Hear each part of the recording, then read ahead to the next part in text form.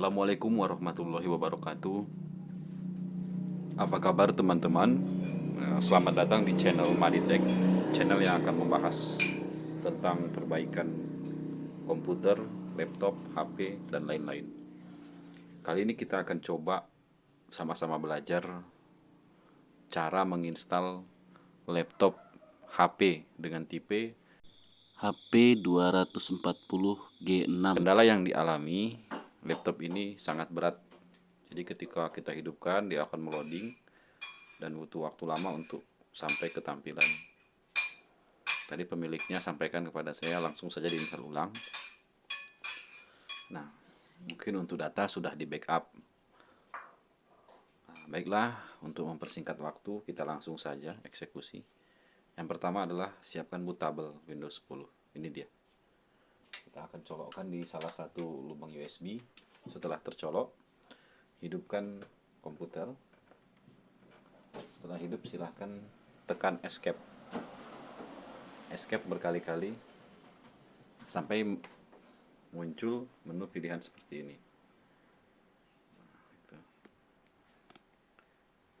Itu ini kurang jelas ya, agak blur. Nah, sudah mulai jelas. Silahkan pilih yang F10 atau F9. Karena ini sudah UV, kita langsung saja ke F9. Kita tidak setting BIOS lagi. Tekan F9. Nah, kita tinggal pilih di mana posisi flash disk atau posisi bootable Windows kita. Kebetulan nama flash disk saya Toshiba, berarti posisi hard flash disk saya, posisi bootable-nya itu ada yang di nomor 2. Toshiba Transmemory Drive UV.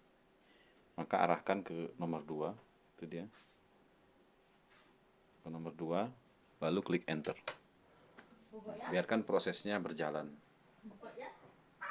Sambil menunggu, kita bisa ngopi dulu. Bagi yang pengopi, yang suka minum teh, yang suka minum susu, sambil menunggu proses loading window-nya masuk. Ini masih proses. Itu ditandai dengan flash disk bootable yang kita tanam itu berkedip-kedip seperti itu. Mungkin bisa nampak. Kalau kurang jelas, nah itu dia berkedip-kedip. Nah, udah sampai, sudah masuk ke tampilan Windows. Biasanya untuk settingan menu di sini, ini kurang jelas ya. Ini mungkin kurang tegak. Nah, cukup jelas. Tadi sudah cukup jelas. Kita agak tegakkan handphonenya. Nah, ini yang menu nomor 2 itu saya biasa pilih bahasa Indonesia. Kita klik Indonesia. Klik. Nah, itu dia Indonesia. Lalu kita pilih next atau enter. Next saja. Setelah kita next, kita install. Install sekarang. Tunggu prosesnya. Itu dia. Minum kopi dulu karena ini lumayan makan waktu. Lalu pilih menu yang I don't have a product key, karena kita memang tidak punya kode produknya. Kita lewati saja dulu. Ini diklik. Nah, biasanya saya pakai Windows 10 Pro. Ini dia. Arahkan ke Windows 10 Pro, lalu next. Setelah itu centang yang I save the lisensi. Silahkan dicentang dan next. Pilih yang nomor 2, custom install window. Ini. Nah, ini sudah nampak partisinya. Tadi juga tidak ditandai karena memang berat. Kalau kita tandai maka prosesnya akan panjang.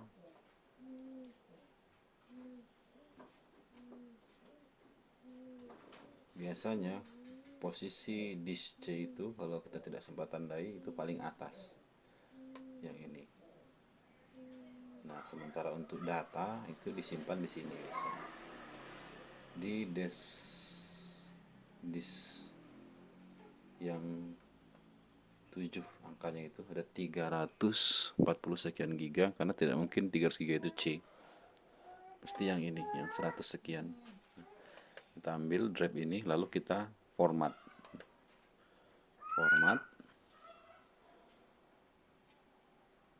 Nah, setelah diformat, ke menu recovery yang di paling atas itu juga diformat. Cukup yang dua itu, yang lain tidak perlu diformat. Cukup yang dua. Ada recovery yang paling atas, lalu yang kedua disk C-nya yang akan kita masukkan Windows baru. Nah, lalu kita klik, setelah itu kita klik next. Untuk proses ini cukup memakan waktu, nanti akan saya percepat saja prosesnya.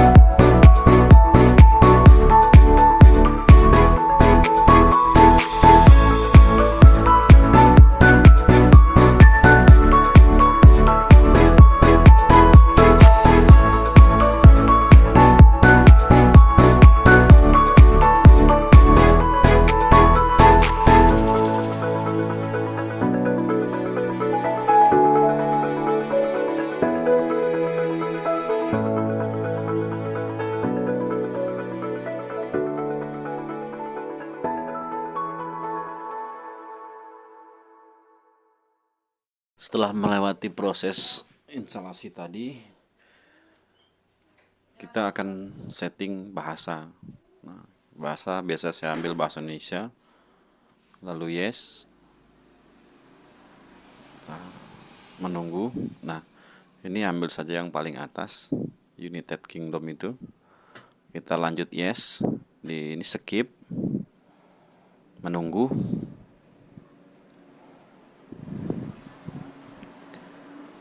Nah, dia akan minta dikonekkan ke internet.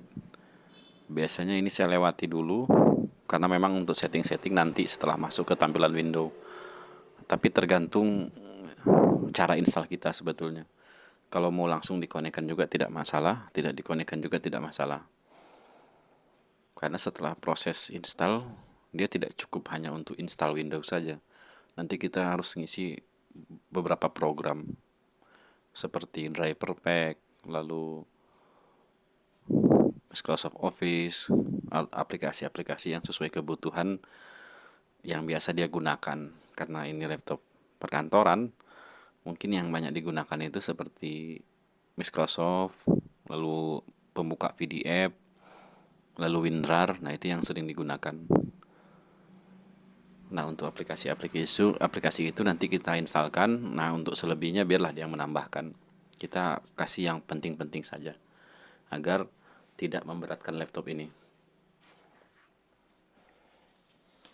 Kita tunggu prosesnya.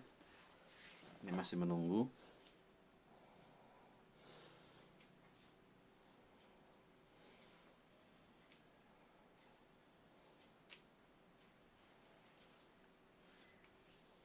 Karena menginstal Windows itu intinya, kuncinya ya, kesabaran.